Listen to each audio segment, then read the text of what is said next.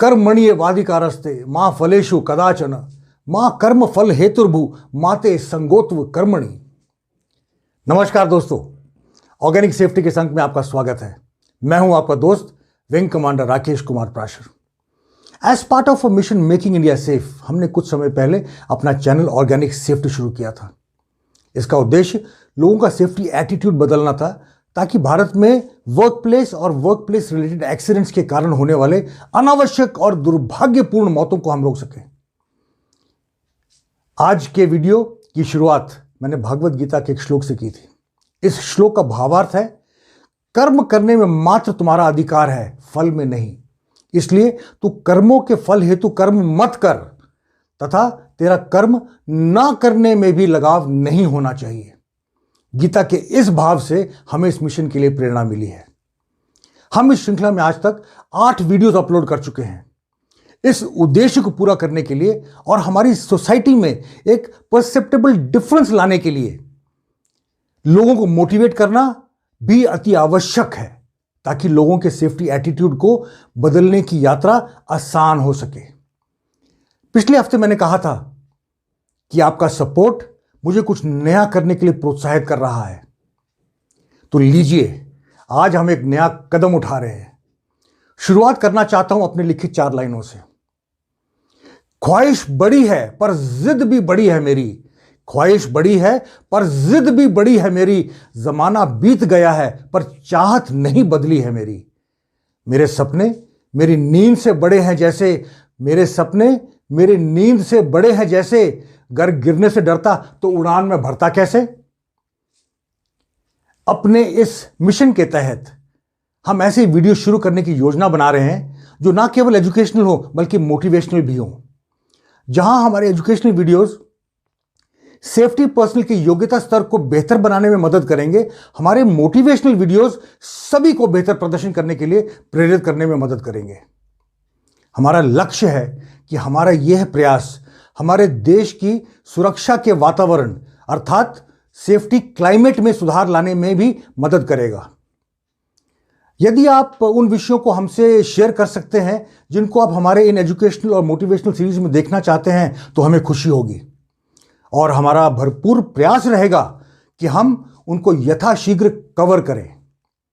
इस प्रयास के मद्देनजर हम सेफ्टी और बिजनेस वर्ल्ड के लीडर्स के इंटरव्यू भी करेंगे, जिससे कि हम उनके नॉलेज और एक्सपीरियंस से कुछ सीख ले सकें। अगर आप मेकिंग इंडिया सेफ के इस मिशन में शामिल होना चाहते हैं और हमारे देशवासियों को प्रेरित करने के लिए अपना ज्ञान, अनुभव और विचारों को शेयर करना चाहते हैं, तो कृपया हमसे संपर्क करें। इस मिशन को सफल बनाने में हम आपका भरपूर सहयोग चाहते हैं।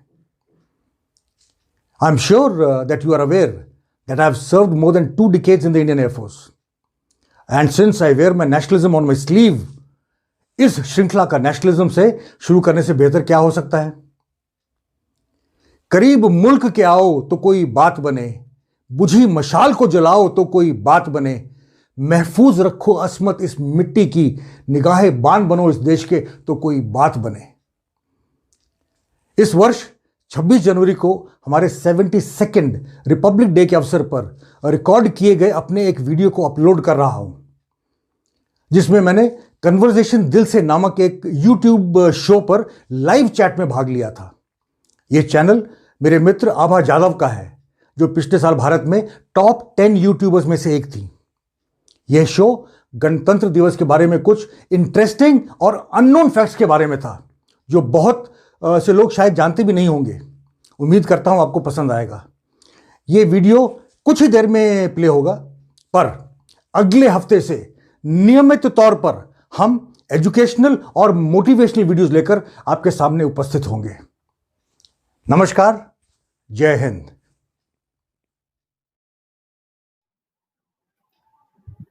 जय जन भारत जन मन अभिमत, जन गणतंत्र विधाता, जन गणतंत्र विधाता।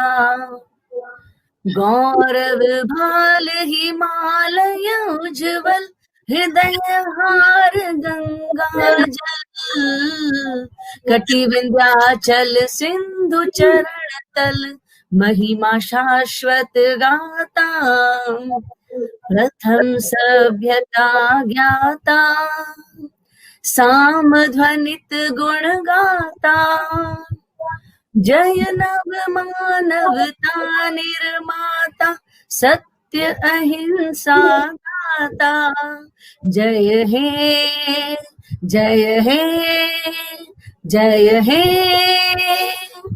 शांति अधिष्ठाता, जय जन भारत जन मन अभिमत, जन गण विधाता, जन गणतंत्र विधाता। हेलो, नमस्कार, आदाब, सत श्री अकाल, कसं काय, केड़ो हाल आहे, केम छो? Once again, I am here, Abha Jadav, with Wing Commander Rakesh Prashar जी। हमारे गणतंत्र की महिमा को समर्पित सुमित्रानंदन पंत की कविता की कुछ सुंदर पंक्तियों के साथ आज फिर एक बार हम दोनों ही आपका स्वागत करते हैं और आपको 72 गणतंत्र दिवस की शुभकामनाएं देते हैं। नमस्कार, आप सब लोगों को बहुत बहुत बधाई 72nd गणतंत्र दिवस की। और आज का दिन एक नेशनल फेस्टिवल है और अभी कुछ दिन पहले हम लोगों ने महासंक्रांति और लोहड़ी मनाई थी और आज देश का पर्व गणतंत्र दिवस। आप सबको, जितने भी लोग आज लॉकडाउन हैं, जो सुन रहे हैं, जो देख रहे हैं, आप सबको गणतंत्र दिवस की बहुत बहुत बहुत बहुत बधाई। हर भारतीय का दिल गर्व से भर जाता है जब हम गणतंत्र दिवस पर राष्ट्रीय ध्वज फहराते हुए देखते हैं। 26 जनवरी हमारी देशभक्ति को सामने लाती है, लेकिन हर कोई नहीं जानता कि यह दिन हमारे लिए कितना महत्व रखता है, आज का दिन हमारे लिए कितना इम्पोर्टेंट है। 26 जनवरी 1950 को हमारा संविधान लागू हुआ था। हम लोग संविधान के बारे में कहीं ना कहीं पे थोड़ी कंफ्यूजन होती है। 200 वर्षों की गुलामी के बाद भारत को 15 अगस्त 1947 में स्वतंत्रता मिली थी। स्वतंत्रता प्राप्त करने के लगभग 2.5 साल के बाद भारत को 26 जनवरी 1950 यानी कि आज के दिन 1950 में भारत को सॉवरेन डेमोक्रेटिक रिपब्लिक डिक्लेयर किया गया था। इसी जगह इसी दिन तो हुआ था ये ऐलान, अंधेरे हार गए, जिंदाबाद हिंदुस्तान। इसी दिन हमें हमारी सही पहचान मिली थी। जैसे कहते हैं, ना पूछो जमाने से क्या हमारी है कहानी, ना पूछो जमाने से क्या हमारी है कहानी, हमारी पहचान तो ये है कि हम हैं हिंदुस्तानी, हम हैं हिंदुस्तानी। बहुत खूब।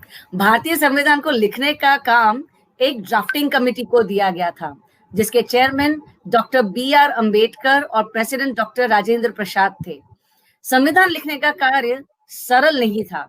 इसको तैयार होने में 2 साल 11 महीने और 18 दिन का समय लग गया था। बिल्कुल, 2 साल 11 महीने 18 दिन का मतलब भारत के संविधान को 26 नवंबर 1949 को कॉन्स्टिट्यूएंट असेंबली द्वारा अपनाया गया था। और इस दिन को यानी कि 26 नवंबर, हर साल के 26 नवंबर को संविधान दिवस अर्थात कॉन्स्टिट्यूशन डे के रूप में भी मनाया जाता है। शायद कुछ हमारे लोगों को, हमारे सुनने वालों को शायद इसके बारे में पता ना हो, तो उनके लिए ये खबर। बिल्कुल, इसीलिए तो हम यहाँ पे बैठे हैं राकेश जी। हमारा ये जो कार्यक्रम कन्वर्सेशन दिल से करने का मेन हेतु ही यही है, मुख्य लक्ष्य ही यही है कि हम लोगों तक वे जानकारियां पहुंचा सकें जो अभी तक काफी लोगों से छुपी हुई है। हमारी बातों को आगे बढ़ाते हुए, अगर हमारा संविधान 26 नवंबर 1949 को कॉन्स्टिट्यूशन असेंबली द्वारा अपनाया गया था, फिर हम 26 जनवरी को रिपब्लिक डे क्यों मनाते हैं?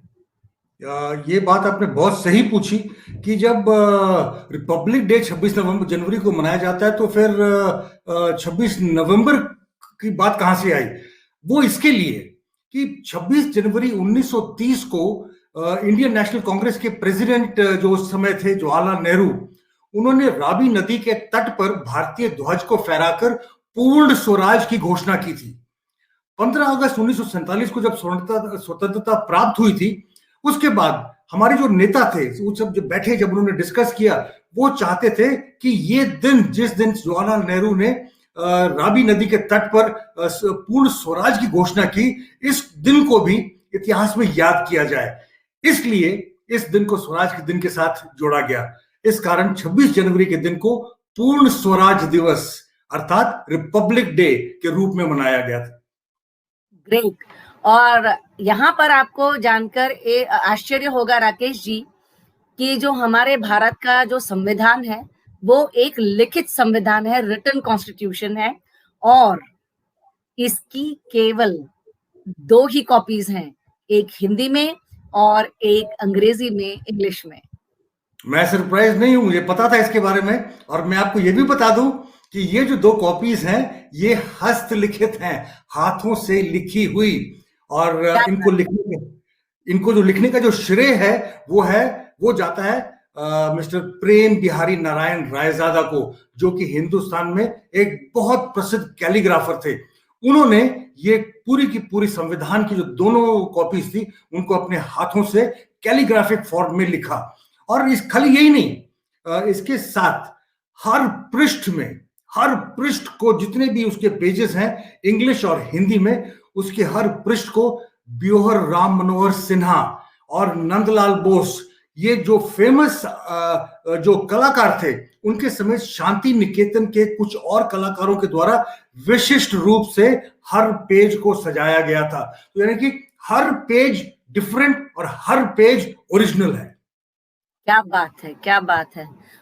और 308 असेंबली सदस्यों द्वारा भारतीय हस्तलिखित यानी कि हैंड रिटन संविधान की प्रतियां, इन सब पर इन्होंने, इन 308 असेंबली मेंबर्स ने दस्तखत किए थे, सिग्नेचर किए थे। और भारतीय संविधान की और कोई भी इसके अलावा प्रिंटेड कॉपी नहीं है। आपको पता है फिर ये, अगर ये प्रिंटेड कॉपी नहीं है, 2 कॉपीज हैं प्रिंटेड, ये कहां पे है आपको पता है? बिल्कुल नहीं। मैं आपको बताता हूं, उनके जो ओरिजिनल कॉपीज हैं वो संसद भवन के पुस्तकालय में आज भी मौजूद हैं और सुरक्षित हैं। उनको सुरक्षित कैसे किया गया? हीलियम से भरे हुए ताबूत में रखकर उनको संरक्षित किया गया है कि वो किसी हाल में खराब ना हो। ये तो मुझे पता ही नहीं था, और ये बिल्कुल एक अनोखी जानकारी आपने दी है Rakesh ji. So thank you for that. और इसके साथ ही मेरे साथ, जो हमारे साथ आज कुछ लोग जुड़ गए हैं, पुष्प प्राशर जुड़ गए हैं, गीता जी जुड़ी हैं साथ में, और विनीत सिंह जी भी हमारे साथ जुड़ गए हैं कार्यक्रम में, और हमें गणतंत्र दिवस की बधाइयां दे रहे हैं। आपको भी गणतंत्र दिवस की बधाइयां। तो हमारी बात को आगे बढ़ाते हुए, भारतीय संविधान, इंडियन कॉन्स्टिट्यूशन, दुनिया में लिखा जाने वाला सबसे लंबा संविधान है। इसके कुल 448 यानी कि 448 आर्टिकल्स हैं, जो कि 22 भागों यानी कि 22 शेड्यूल्स और 12 अनुसूचियों यानी कि 12 पार्ट्स में विभाजित है, डिवाइडेड है। और संविधान में, हमारे कॉन्स्टिट्यूशन में आज तक 104 संशोधन यानी कि अमेंडमेंट्स किए गए हैं। अमेंडमेंट्स यानी कि समय और समाज की बदलती परिस्थितियों के साथ साथ हमारे जो नियम कानून है उनमें बदलाव आते चले गए, और यही अमेंडमेंट्स जो हैं, ये 104 अमेंडमेंट्स ये संविधान में किए गए हैं। अगर मैं आपको कहूं आबा जी, ये एक बात को दर्शाता है कि success always comes in small bits and pieces. Improvement का हमेशा एक टाइम रहता है। आप हमेशा अपने लाइफ को इंप्रूव कर सकते हैं, अपने काम को इंप्रूव कर सकते हैं। तो यही दिखाता है कि हम लोगों ने 104 बार संशोधन किए हैं और हर बार इंप्रूवमेंट के लिए ही संशोधन हुए हैं इसके अंदर। अब मैं आपको एक बात बताता हूं। 26 जनवरी 1950 को डॉक्टर राजेंद्र प्रसाद ने राष्ट्रपति भवन के दरबार हॉल में सुबह 10:24 पर भारत के पहले राष्ट्रपति के रूप में शपथ ली थी। और इसी के साथ भारत का संविधान कानूनी प्रचलन में आया था। तो मतलब 10:24 पर ये हमारा संविधान बना था, प्रचलन में आया था। ये बहुत बड़ी जानकारी है, जिन लोगों को पता नहीं होगा इसके बारे में। और इसमें मैं थोड़ी सी और जानकारी ऐड करना चाहूंगी। इसके बाद उन्होंने दोपहर में 3:45 पर इरविन स्टेडियम में, जो अब मेजर ध्यानचंद स्टेडियम के नाम से जाना जाता है, वहां झंडा फहराया और वहां आयोजित परेड की सलामी ली, जिसमें रक्षा सेवाओं और पुलिस के 3000 ऑफिसर्स और जवानों ने भाग लिया था। 26 जनवरी 1950 यानी कि पहली रिपब्लिक डे परेड में इंडोनेशिया के प्रथम राष्ट्रपति डॉक्टर सुकर्णो मुख्य अतिथि थे। मैं आपको ये बता दूं, डॉक्टर सुकर्णो पहले अतिथि थे, पर उस गणतंत्र दिवस में हमारे राष्ट्रपति जिन्होंने उस परेड में सलामी ली, उनको 31 तोपों की सलामी दी गई थी। Surprising fact. पर आज के दिन तो भारत के राष्ट्रपति को 21 तोपों की ही सलामी दी जाती है, फिर उन्होंने 26 जनवरी को 1950 में 31 तोपों की सलामी क्यों दी? ये एक बहुत बड़ी कहानी है इसके पीछे, मैं आपको सुनाता हूं। ये इसके लिए कि उस समय भारत जब इंडिपेंडेंट हुआ तो टुकड़ों में बटा हुआ था, अलग अलग प्रिंसली स्टेट्स थे, 500 के ऊपर प्रिंसली स्टेट्स थे।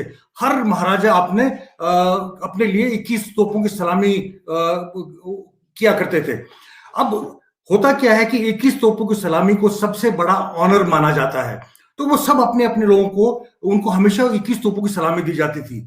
अब भारत का राष्ट्रपति अगर है तो उनको कुछ अलग दिखना चाहिए, तो उसकी खातिर उन्होंने भारत के राष्ट्रपति के लिए 31 तोपों की सलामी का प्रावधान रखा।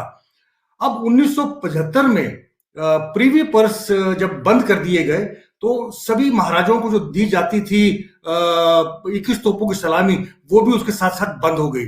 जब उनको बंद कर दिया गया तो भारत के राष्ट्रपति को भी दुनिया के सभी हेड्स ऑफ स्टेट के बराबर 21 तोपों की सलामी दी जाने लगी। ये ऑनर आज भी उस दिन से लेके आज तक चला आ रहा है और ये सबसे बड़ा ऑनर माना जाता है, 21 गन सैल्यूट। वाह, ये एकदम मेरे लिए न्यू इन्फॉर्मेशन थी, बिल्कुल ताजा तरीन, जो मुझे तो बिल्कुल नहीं पता थी। और यहाँ पे एक चीज का कंफ्यूजन जो नॉर्मली बच्चों को एग्जाम लिखते वक्त आता है, जनरली ये जीके में या कई बार मैंने सुना है कि कॉम्पिटिटिव एग्जाम्स में भी ये क्वेश्चन पूछा जाता है कि 26 जनवरी के दिन कौन झंडा फहराता है और 15 अगस्त के दिन कौन झंडा फहराता है।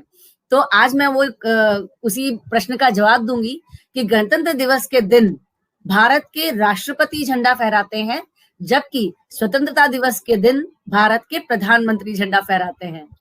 पर मैं आपको एक और बात कहूं, आपने जो बात कही बिल्कुल सही कही, पर उसके साथ साथ एक और बात, दोनों दिनों में इंडिपेंडेंस डे और रिपब्लिक डे के दिन झंडा फहराने के तरीके बिल्कुल अलग अलग हैं। अब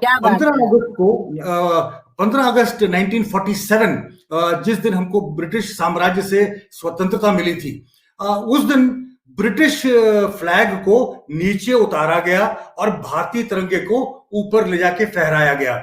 इस कारण आज भी स्वतंत्रता दिवस के दिन प्रधानमंत्री भारतीय तिरंगे को नीचे से ऊपर लेके जाते हैं और उसको हॉइस्ट करते हैं। इसी को कहते हैं फ्लैग हॉइस्टिंग, अर्थात ध्वजारोहण कहते हैं। अब ये एक्चुअली इंडिकेट क्या करता है? ये इंडिकेट करता है ब्रिटिश साम्राज्य से देश की स्वतंत्रता, ये बेसिकली उसको इंडिकेट करता है।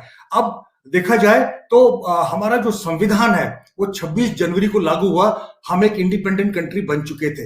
इस दिन क्या किया जाता है, ध्वज को शीर्ष पे ही बांधा जाता है और इसे ऊपर खींचे बिना वहीं से उसको फहराया जाता है। इसे फ्लैग अनफर्लिंग कहा जाता है, अर्थात झंडा फहराना कहा जाता है। ये खाली यही दिखाता है कि हम एक इंडिपेंडेंट कंट्री थे और हमने अपना रिपब्लिक आज इंडिकेट कर रहे हैं। वाह, ये तो बिल्कुल कहते हैं सोने पे सुहागे वाली जानकारी हो गई। और इसके साथ ही मैं वेलकम करना चाहूंगी हमारे कुछ और व्यूवर्स का जो हमारे साथ इस समय जुड़ गए हैं। आलोक रस्तोगी जी, दिलबाग खेड़ा, वरिंदर खेड़ा और अनिल बांगा जी। तो welcome all of you to our show conversation दिल से, और आप सबको फिर एक बार आज के दिन की खूब खूब शुभकामनाएं। आगे बढ़ते हुए, गणतंत्र दिवस की पूर्व संध्या पर भारत के राष्ट्रपति देश को संबोधित करते हैं और गणतंत्र दिवस समारोह की शुरुआत प्रधानमंत्री द्वारा युद्ध स्मारक पर देश के लिए अपने प्राणों को आहुति देने वाले बहादुर सैनिकों को श्रद्धांजलि देने के साथ होती है। ये आपने जो बात कही गणतंत्र दिवस अपना युद्ध स्मारक पे प्रधानमंत्री जाते हैं पहले, पर ये युद्ध स्मारक जो है ये 2019 में वॉर मेमोरियल का इनॉग्रेशन हुआ था। इसके पहले जो प्रधानमंत्री हैं वो अमर जवान ज्योति पर जो इंडिया गेट पे स्थित है वहां जाते थे और वहां पे जाके ये समारोह होता था। अब 2019 फरवरी में इसका इनॉग्रेशन हुआ वॉर मेमोरियल का। 2020 से वॉर मेमोरियल में ये समारोह किया जाता है आज के बाद, आज के टाइम में। ये जो हमारे जो जवान हैं जिन्होंने सेना में अपने देश से लड़ते हुए अपने प्राण गंवाए और शहीद हो गए, उनके लिए सबसे पहला सम्मान वो डिजर्व करते हैं और वो होना ही चाहिए, और यही सच्चे राष्ट्र की निशानी है, सच्चे राष्ट्र नेता की निशानी है। आगे बढ़ते हुए बात करेंगे 26 जनवरी की परेड की, कि जिसकी शुरुआत राष्ट्रपति के आगमन के साथ होती है। सबसे पहले प्रेसिडेंट बॉडीगार्ड्स के घुड़सवार अंगरक्षकों के द्वारा तिरंगे को सलामी दी जाती है और उसी समय राष्ट्रगान बजाया जाता है और 21 तोपों की सलामी दी जाती है। 21 तोपों की सलामी, क्या आप जानते हैं कि वास्तव में वहां 21 तोप नहीं होती हैं? मैं तो अब तक यही समझ रही थी राकेश जी कि वहां लाइन से 21 तोपें खड़ी होती होंगी और शायद हवा में वो 21 तोपों से फायरिंग किया जाता होगा शायद। नहीं, यही मैं बताना चाहूंगा। वास्तव में खाली 7 तोपें होती हैं और हर तोप 3-3 राउंड फायर करती है। ये जो फायर करती इन तोपों को 25 पाउंडर्स कहा जाता है। 25 पाउंडर्स ये तोपें होती हैं। रोचक बात क्या है कि ये जो तोप जब फायर की जाती हैं, इनके पीछे भी एक बहुत बड़ा एक सिस्टम है, एक प्रोसीजर है। वो क्या है कि ये जो राष्ट्रगान के समय जो टाइम लगता है उसके दौरान ये 21 तोपों की सलामी पूरी होनी चाहिए। तो जब पहला फायर किया जाता है राष्ट्रगान के शुरू होने पे और आखिरी फायर जो किया जाता है वो ठीक 52 सेकंड के बाद जब राष्ट्रगान हमारा कंप्लीट होता है। इसका मतलब हर फायर के बीच 2.47 सेकंड्स का गैप मेंटेन करना अनिवार्य है। तो ये 7 जो तोपें हैं, ये इनसे 21 राउंड की फायरिंग की जाती है और नेशनल एंथम के बराबर इसको मेंटेन किया जाता है इसका time. This is really amazing. I think ये जानकारी तो अभी तक शायद किसी ने दी ही नहीं होगी, जो आज हमारे प्लेटफॉर्म से लोगों को मिल रही है। So thank you Rakesh ji once again. और जब ये 21 तोपों की सलामी पूरी हो जाती है, उसके बाद शुरू होती है परेड की, जिसकी शुरुआत सशस्त्र बलों, पैरामिलिट्री बलों और पुलिस की टुकड़ियों के मार्चिंग कंटिंजेंट्स के साथ होती है। इसके बाद स्कूली बच्चों और लोक कलाकारों द्वारा प्रदर्शन किया जाता है। अंत में राज्य और विभिन्न संगठनों की झांकियां आती हैं। भारतीय वायुसेना के विमानों द्वारा किया जाने वाला फ्लाई पास्ट इस परेड की सबसे रोचक सेक्शन होता है। इस परेड का सबसे रोचक हिस्सा होता है, जिसको देखने के लिए लोग अंत तक बैठे रहते हैं कि कब ये होगा और कब हम इसका आनंद लेंगे, जिसे हम फ्लाई पास्ट कहते हैं। बिल्कुल, और मैं आपको बताऊं क्योंकि मैं एयरफोर्स में रह चुका हूं तो मुझे थोड़ा बहुत जो पता था, ये फ्लाई पास्ट की जिम्मेवारी जो है वो वेस्टर्न एयर कमांड के पास होती है। और परेड में शामिल होने वाले जो विभिन्न विमान इसमें लेते हैं पार्ट, इसके अंदर हेलीकॉप्टर्स होते हैं, ट्रांसपोर्ट एयरक्राफ्ट होते हैं, फाइटर एयरक्राफ्ट होते हैं। ये सारे जहाज जो है वायुसेना के अलग अलग बेसिस से उड़ान भरते हैं। कोई हिंडन से, कोई दिल्ली से, कोई अंबाला से, अलग अलग जगहों से ये जहाज टेक ऑफ करते हैं, उड़ान भरते हैं और तय समय पर राजपथ पर पहुंचते हैं। स्प्लिट सेकंड एक्यूरेसी मेंटेन की जाती है इस जहाज के फ्लाई पास्ट के दौरान। आज के फ्लाई पास्ट, आज का जो रिपब्लिक डे परेड जो हुई थी, उस आज के फ्लाई पास्ट में एयरफोर्स के 38 विमान और भारतीय सेना के 4 विमान शामिल थे। और आज की सबसे बड़ी जो अट्रैक्शन थी वो थी भारतीय वायुसेना में जो रिसेंटली शामिल हुए फाइटर एयरक्राफ्ट राफेल लड़ाकू विमान का राजपथ के ऊपर खाली उड़ान ही भरना नहीं, उड़ान भरने के साथ साथ कलाबाजियां दिखाना आज का बिल्कुल सबसे बड़ा मुख्य आकर्षण था। जी, आज तो मैंने भी हमारे 26 जनवरी की जो परेड होती है, वो आज मैंने भी देखी थी और अक्सर कोशिश रहती है कि मैं इसे पूरा देख पाऊँ। मैं हमेशा रिक्वेस्ट करती हूँ हमारे स्कूल के सभी बच्चों से और इनफैक्ट जितने भी बच्चे हैं हमारे देश के हैं या यंगस्टर्स हैं, मैं सबसे हमेशा ये निवेदन करना चाहूँगी कि जब भी हमारी 26 जनवरी की ये परेड होती है, इसका हिस्सा ज़रूर बनना चाहिए। हमें ये पूरी परेड देखनी चाहिए कि इससे हमें पता लगता है कि हमारा देश किस गौरवपूर्ण पथ पर आगे बढ़ रहा है। क्योंकि कई बिल्कुल, बार लोग सिर्फ कंप्लेन करते रहते हैं कि हमारे देश ने किया क्या है, हमारे देश में है क्या? तो जब वो ये परेड देखेंगे तो उन्हें हमारे देश की जो गौरव है, हमारे देश का जो एक खजाना है, ट्रेज़र है, जो हमारी सेना है या हमारे लोक गीत हैं या लोक व्यवहार जो लोग दिखाते हैं वहाँ पे झाँकियों के थ्रू, वो सब चीज़ों के थ्रू हम काफ़ी सारी नई चीज़ें हर साल जानते हैं। ऐसा नहीं है कि हर बार एक ही एक चीज़ रिपीट होती हो, हर परेड में कुछ नया होता है। तो यहाँ बिल्कुल। राकेश जी जब हम फ्लाई पास्ट की बात कर रहे हैं, आप वायुसेना के पूर्व अधिकारी रह चुके हैं, तो आपसे मैं ये जानना चाहूँगी कि क्या इस फ्लाई पास्ट के साथ ही गणतंत्र दिवस का समारोह समाप्त हो जाता है?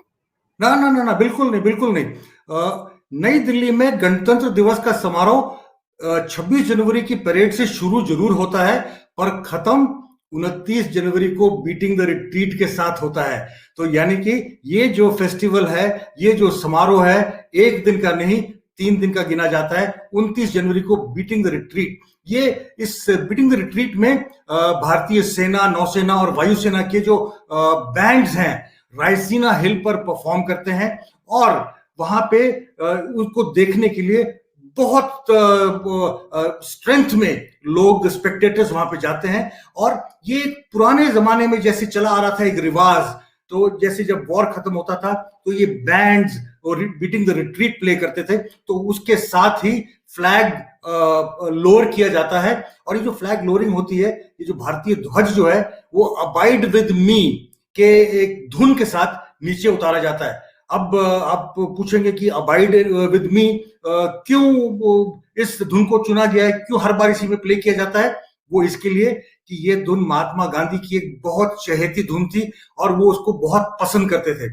और ये समाप्त जो होता है वो एक ब्यूगल कॉल के साथ समाप्त होता है, जिसके बाद सभी बैंड, जितने भी बैंड वहां पे असेंबल होते हैं, आर्मी, नेवी और एयरफोर्स के बैंड वहां पे सारे जहां से अच्छा की धुन पर वहां से रिट्रीट करते हैं और इस फेस्टिवल का, इस रिपब्लिक डे का समारोह जो है उसके साथ समाप्त होता है। तो ये एक दिन का नहीं, 3 दिन का फेस्टिवल माना जाता है। बिल्कुल और जब ये बीटिंग रिट्रीट के समय पर जब अलग-अलग रेजिमेंट से या अलग-अलग सेक्शन से जब सेना के जवान अपने बैंड पे अलग-अलग सुंदर धुनें बजाते हैं, वो जो एक वातावरण है, वो जो एनवायरनमेंट है, वो एकदम मेस्मराइजिंग होता है, मंत्रमुग्ध कर देने वाला होता है। बिल्कुल, बिल्कुल। आपको ऐसा लगता है आप बस वहीं रहें और वो जो म्यूज़िक है वो चलता रहे।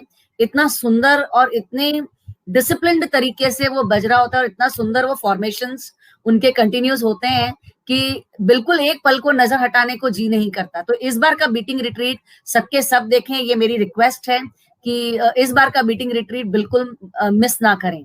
तो मैं ये जानना चाहूंगी राकेश जी कि जब 1950 से लेकर के 1954 तक परेड का आयोजन जो है क्रमशः Irwin stadium, Kingsway, Lal Qila और रामलीला मैदान में किया गया था। 1955 से राजपथ 26 जनवरी की परेड का स्थायी आयोजन स्थल बन गया। बिल्कुल। इसका मतलब 4 साल तक ये वेरी करते रहे, अलग-अलग जगह ट्राई करते रहे। 1955 में फाइनल किया गया कि ये बेस्ट जगह है। इसको पहले जैसे किंग्सवे कहा जाता था इस रोड को, उसका नाम बाद में चेंज करके राजपथ रखा गया और 1955 में परमानेंट ये एरिना बना इस परेड के लिए। 1955 की जो कहानी है थोड़ी रोचक है और अजीब सी भी है। उस साल रिपब्लिक डे परेड में अतिथि के रूप में शायद आपको नहीं पता होगा, पर चीफ गेस्ट थे पाकिस्तान के गवर्नर जनरल मलिक गुलाम मोहम्मद। क्या बात है। बड़े वाकई में बहुत ही रोचक और इंटरेस्टिंग और सरप्राइजिंग फैक्ट है। और 26 जनवरी की गणतंत्र दिवस परेड के दौरान हर साल किसी न किसी देश के हेड ऑफ स्टेट को अतिथि के रूप में बुलाया जाता है।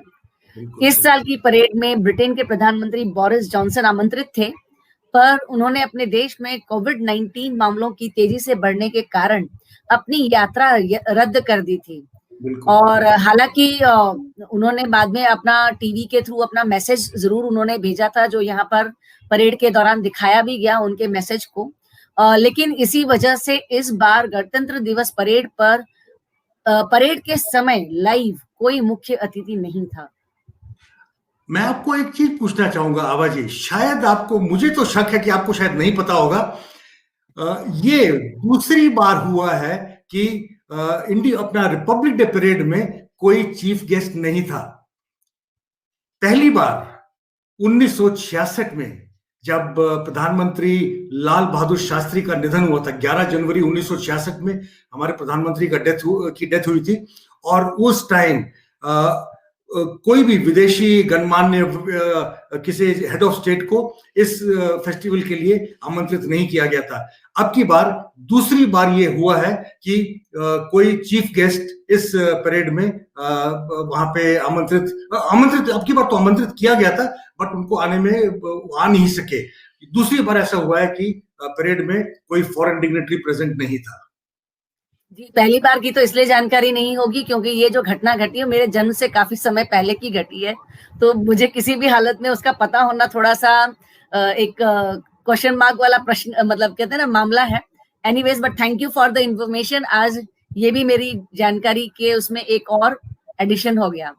आपको पता है राकेश जी, आज के दिन काफी सारे जो बड़े बड़े सबसे बड़े हमारे यहाँ राष्ट्रीय पुरस्कार जिनको माना जाता है, जैसे कि भारत रत्न है, पद्म पुरस्कार है, और डिफेंस के और पैरामिलिट्री सर्विसेज के जो जवानों की बहादुरी के पुरस्कार हैं, जैसे कि परमवीर चक्र, महावीर चक्र, वीर चक्र, कीर्ति चक्र और अशोक चक्र देने की घोषणा भी आज ही के दिन की जाती है। और मैं आपको ये भी बता दूं कि मुझे खुशी होती है कि 2000 आई थिंक 1999 में इसी दिन मुझे भी एक अवार्ड मिला था, तो बड़ी खुशी होती है इस बात की, गणतंत्र दिवस के ओकेजन पे जब मुझे वो अवार्ड मिला था। पर इसके साथ साथ मैं आपको ये भी बताऊं कि इसी दिन जो राष्ट्रीय बहादुरी पुरस्कार भी दिए जाते हैं, जो आई थिंक मेरे ख्याल में शायद 1956-57 में जो शुरू किए गए थे। 16 साल से कम उम्र के बच्चों को अलग अलग क्षेत्र में बहादुरी के लिए गणतंत्र दिवस के दिन ये देने का एक नया सिस्टम बना था, और बच्चों को अवार्ड दिए जाते हैं, बच्चों को प्रोत्साहन होता है, बाकी लोग जो उनको देखते हैं उनको भी प्रोत्साहन मिलता है। और ये बच्चे परेड में हाथी के ऊपर सवार होके जब जाते हैं तो जो उनको तालियों से उनकी जो एप्रिसिएशन मिलती है, उनको जो एप्रिशिएट करते हैं लोग, वो बिल्कुल बहुत ही जिसे कहते हैं दिल को टच करता है। छोटे छोटे बच्चे जो इतने बड़े बड़े काम कर जाते हैं।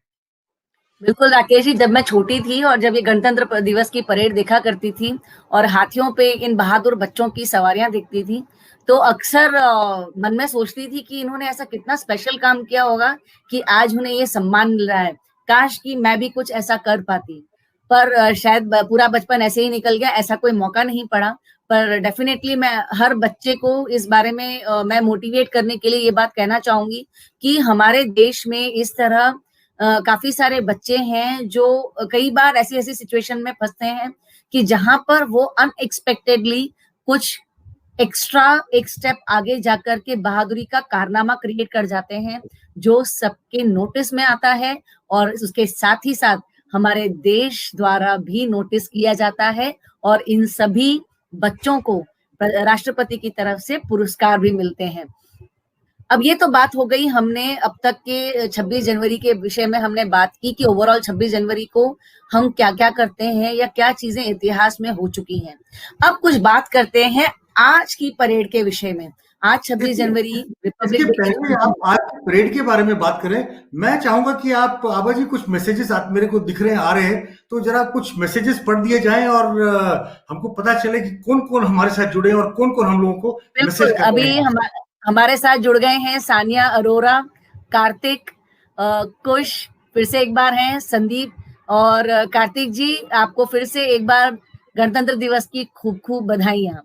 और उसके साथ और जुड़ मुझे गए हैं अच्छा हमारे हाँ lieutenant general Anil Malik ji, shaping the future की नाम से। लेफ्टिनेंट जनरल अनिल मलिक जी, आपको आज 72वें गणतंत्र दिवस की खूब खूब शुभकामनाएं। बिल्कुल, बहुत बहुत शुभकामनाएं आपको अनिल जी। और मैं आपको बताऊं, शाइना गांधी, वरिंदर खेरा, पुष्पेंद्र सिंह, सानिया अरोरा, कार्तिक भी जुड़े हैं। और कार्तिक कह रहे take my name, Kartik thank you very much, आपका नाम लिया। और संदीप जी हमारे साथ जुड़े हैं। और गीता जी कहती हैं, कुछ बात है कि हस्ती मिटती नहीं हमारी, सदियों रहा है दुश्मन दौरे जहां हमारा, India second to none, absolutely on top of the world. Great. So thank you for such a motivating lines Geeta ji, thank you very much. तो आज फिर से बढ़ते हैं आज की परेड की विशेषताओं के बारे में। तो आज बिल्कुल की परेड में बांग्लादेश की 122 मेंबर्स की कंटिजेंट ने पहली बार रिपब्लिक डे परेड में हिस्सा लिया था। बिल्कुल। और देखिए 1971 में एक बहुत क्लोज एसोसिएशन बनी थी इंडिया और बांग्लादेश की। और आज के दिन बांग्लादेश की टीम का कंटिंजेंट का रिपब्लिक डे परेड में हिस्सा लेना, सबसे पहले मार्चिंग कंटिंजेंट वो थे। और ये क्या दिखाता है? ये दिखाता है कि दोनों की जो मित्रता है, हम दोनों देशों के बीच में जो मित्रता है, इसको और मजबूती मिलती है। और ये जो ओकेजन है, इसके साथ साथ बांग्लादेश की 50वीं एनिवर्सरी है इंडिपेंडेंस की, उनके स्वतंत्रता दिवस की 50th एनिवर्सरी। और उनके जो फादर ऑफ द नेशन है मुजीबुर रहमान, उनकी भी जन्म शताब्दी है। तो उनके टीम के जो लीडर थे उनसे जब पूछा गया तो उन्होंने कहा कि हम 50th एनिवर्सरी इंडिपेंडेंस और 100th एनिवर्सरी अपने फादर ऑफ द नेशन के इस कारण हम लोग यहाँ मिले हैं, और भारतीय और बांग्लादेश की मित्रता को हम सलाम करते हैं। वाओ! इस साल परेड में 32 झांकियां शामिल थी। इस गणतंत्र दिवस परेड में पहली बार लद्दाख की झांकी प्रदर्शित की गई और उत्तर प्रदेश की झांकी में अयोध्या के राम मंदिर का मॉडल दिखाया गया, जो वर्तमान में निर्माणाधीन भी है। आपने अगर परेड देखी हो आबा जी, आज का जो गणतंत्र दिवस में जैसे आपने बताया कि लद्दाख की झांसी थी, जो बेहतरीन, बहुत ही खूबसूरत झांकी थी। और जो उत्तर प्रदेश की झांकी जिसके बारे में आपने बताया, उस झांकी को मेरे ख्याल में शायद मैक्सिमम अप्लॉज एप्रिसिएशन मिली थी आज। आपको शायद इस बात का तो मुझे शक है कि शायद आपको नहीं पता हो कि परेड में जो झांकियां निकलती हैं, वो उनकी स्पीड केवल 5 किलोमीटर प्रति घंटा होती है। यानी कि जो चलने की स्पीड से भी थोड़ी कम स्पीड रखी जाती है, जो कि जितने भी लोग उस परेड को देख रहे हैं, बेशक राजपथ पे या फिर टीवी पे, तो वो झांकी को अच्छी तरह से देख सके और समझ सके कि क्या समझाया जा रहा है और उसको कैसे, क्या उसको उससे सीख क्या लेनी है। तो 5 किलोमीटर की स्पीड पे ये गाड़ियां चलाई जाती हैं उस राजपथ के ऊपर। बिल्कुल राकेश जी, ये जो स्पीड है, इसी की वजह से हम भी यहाँ घर बैठ के हर एक झांकी को बहुत ध्यान से, बारीकी से देखकर उसकी महत्वपूर्णता को, उसकी इम्पोर्टेंस को हम समझ पाते हैं, समझ सकते हैं कि क्या इस बार हमारे देश ने एक नई चीज एड ऑन की है अपनी गौरवशाली भविष्य की ओर। तो बात करते हैं आज की गणतंत्र दिवस की जो परेड है, वो कोविड-19 महामारी के कारण पिछले वर्षों की तुलना से काफी अलग थी। इस साल केवल 25,000 दर्शकों ने गणतंत्र दिवस परेड देखी और इसके पहले करीब-करीब 1,25,000 दर्शक यह परेड देखा करते थे। आपने नोट किया होगा आज की परेड में कि जैसे हर बार जब हम परेड देखते थे, तो राजपथ के दोनों किनारे भीड़ से पटे पड़े होते थे। लोगों की भीड़ मतलब वहां कम ही नहीं होती थी। और आज देखा तो लोग जो हैं, वो सोशल डिस्टेंसिंग का पालन करते हुए सब दूर-दूर बैठे हुए थे और केवल 25,000 दर्शकों को ही अलाउ किया गया था। बिल्कुल। और और ये जो परेड है, ये नेशनल स्टेडियम तक ही गई थी। इसका आज रास्ता भी छोटा कर दिया गया था। नॉर्मली ये आगे लाल किले तक मार्च करते थे पहले परेड को, पर इस साल क्योंकि ये महामारी है और हमें ज्यादा लोगों को ज्यादा समय तक इकट्ठा नहीं रखना है, इसकी वजह से परेड का जो रास्ता है, उसका जो मार्चिंग पाथ है, उसको भी छोटा करके सिर्फ नेशनल स्टेडियम तक ही रखा गया। बिल्कुल 12 किलोमीटर का पहले होता था ये मार्च, जो रिपब्लिक डे परेड होती थी। अब की बार उसको काट के 3 किलोमीटर का खाली रखा था। पर खाली मार्ग को ही छोटा नहीं किया गया, मार्चिंग जो कंटिंजेंट थे उनकी स्ट्रेंथ में भी भारी कमी की गई थी। जहां तक मुझे याद आता है कि पहले करीब शायद 116 120 के करीब कंटिंजेंट की स्ट्रेंथ होती थी।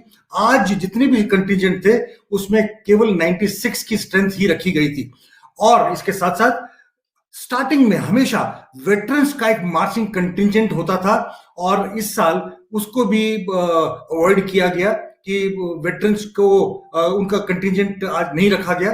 और वेटरन्स के साथ साथ जो 15 साल से कम उम्र के बच्चे हैं उनको भी परेड में हिस्सा नहीं लेने दिया गया। तो जितने भी लोग थे 15 से ऊपर और जो वेटरन्स से उनसे कम, ये उन्होंने बैलेंस मेंटेन करने का कोशिश किया। और इसके कारण जो ब्रेवरी अवार्ड्स में जो बच्चे सम्मानित हुए थे, जो जैसे मैंने बताया कि हाथी पे सवार होके परेड में हिस्सा लेते थे, उन्होंने भी आज ये मौका गंवा दिया। वाव! और जवान भी इस बार पहली बार, जो हमारे सभी सेनाओं के जवान थे वो पहली बार मास्क में नजर आए, और समारोह देखने आने वालों के लिए भी सोशल डिस्टेंस बनाए रखना कंपलसरी था, और उन्होंने बना के भी रखा उस चीज को। और आज के दिन की और दूसरी इन सब बातों के बावजूद मैं बोलूं कि परेड की शान में और स्पेक्टेटर्स के जोश में कोई कमी नहीं थी फिर भी। एब्सोल्युटली। तो आज के दिन इतिहास में और भी 2 महत्वपूर्ण घटनाएं हुई। तो 26 जनवरी 1965 को हिंदी को हमारी राष्ट्रीय भाषा घोषित किया गया था। बिल्कुल, वेरी नाइस। और एक और चीज, खाली हिंदी को, उसके साथ साथ 1950 26 जनवरी के दिन अशोक का जो स्तंभ है, उनका जो सिंह वाला जो स्तंभ है, उसको राष्ट्रीय प्रतीक के तौर पे आज के ही दिन 1950 में अपनाया गया था। बिल्कुल। और इसके नेशनल साथ ही जी, और इसके साथ ही हम आ गए हैं अपने कार्यक्रम के अंत की तरफ, जिसको कि मैं, जिस संविधान के विषय में हम इतनी बात कर रहे हैं, जिसकी वजह से हमारा देश गणतंत्र बना, उसके विषय में अगर मैं उसकी प्रस्तावना को ना पढ़ूं तो कैसे चल सकता है। तो बिल्कुल बहुत जल्द बिल्कुल प्रस्तावना को पढ़ते हुए, we the people of India having solemnly resolved to constitute India into a sovereign, socialist, secular democratic republic, and to secure to all its citizens justice, social, economic and political liberty of thought, expression, belief, faith and worship, equality of status and of opportunity, and to promote among them all fraternity, assuring the dignity of the individual and the unity and integrity of the nation. In our Constituent Assembly, this 26th day of November 1949, do hereby adopt, enact, and give to ourselves this Constitution. आबा जी, मैं आपको एक बात बताऊं, ये जो हमारा constitution है, this actually sets out fundamental rights, directive principles and the duties of citizens. पर कहीं ना कहीं पे हम कहीं ना कहीं पे एक भूल करते हैं। अगर हम चाहते हैं कि भारत महान बने, अगर हम भारत के महान होने की कामना करते हैं, तो हमें अपने अधिकारों की बात करने से पहले अपने कर्तव्यों को सच्चाई से निभाना सीखना पड़ेगा। आज का दिन अगर देखा जाए तो हमको अपने देश को समर्पित करने के लिए, रीडेडिकेट करने के लिए एक अवसर मिलता है। जैसे कहते हैं, बस ये बात हवाओं को बताए रखना, रोशनी होगी चिरागों को जलाए रखना, लहू देकर जिसकी हिफाजत की शहीदों ने, उस तिरंगे को सदा दिल में बसाए रखना, दिल में बसाए रखना। वाह, क्या जोश भरा मैसेज, और क्या लोगों को दिल तक छू जाए ऐसी प्रेरणादायक ये आपकी 2 पंक्तियां थी Rakesh ji. Thank you for.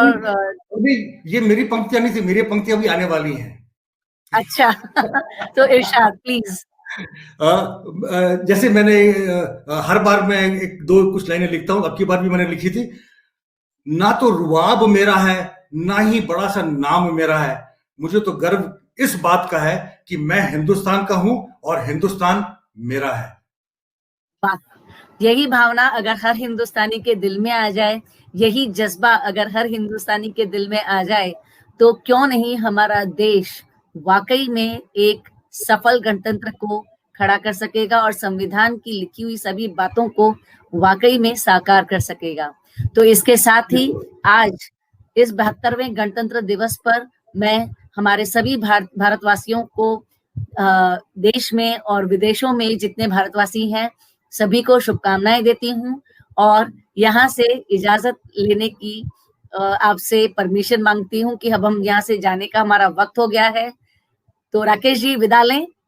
बिल्कुल, और जितने भी लोग हमारे साथ जुड़े हैं, जिन्होंने हमको मैसेजेस किए हैं, और आखिरी मैसेज जो आया है अपने लेफ्टिनेंट जनरल अनिल मलिक का, कहते हैं proud to have served the nation, proud to have served. Absolutely Anil ji, it definitely is a very proud moment to have worn and donned the Indian uniform, whether it be green, white or blue। और जितने भी लोग हमारे साथ जुड़े हैं, आप सबका बहुत बहुत धन्यवाद। और जितने लोग आगे देखेंगे उन सबको राष्ट्रीय फेस्टिवल के तौर पे आज के रिपब्लिक डे परेड के लिए, रिपब्लिक डे के फंक्शन के लिए बहुत बहुत शुभकामनाएं और happy republic day once again.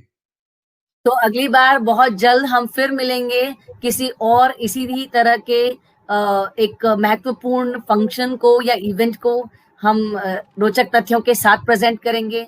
आने वाले जो भी त्योहार हैं उनके लिए भी हम कुछ इन्फॉर्मेशन लेके आएंगे। बस आप सब हमारे साथ यूं ही जुड़ते रहिए, आपका प्यार बरसाते रहिए और हमारे इस कन्वर्सेशन दिल से को अपने दिल तक आने की इजाजत दीजिए। फिलहाल मैं और राकेश जी यहाँ से विदा लेते हैं। नमस्कार, जय हिंद, जय भारत। जय हिंद।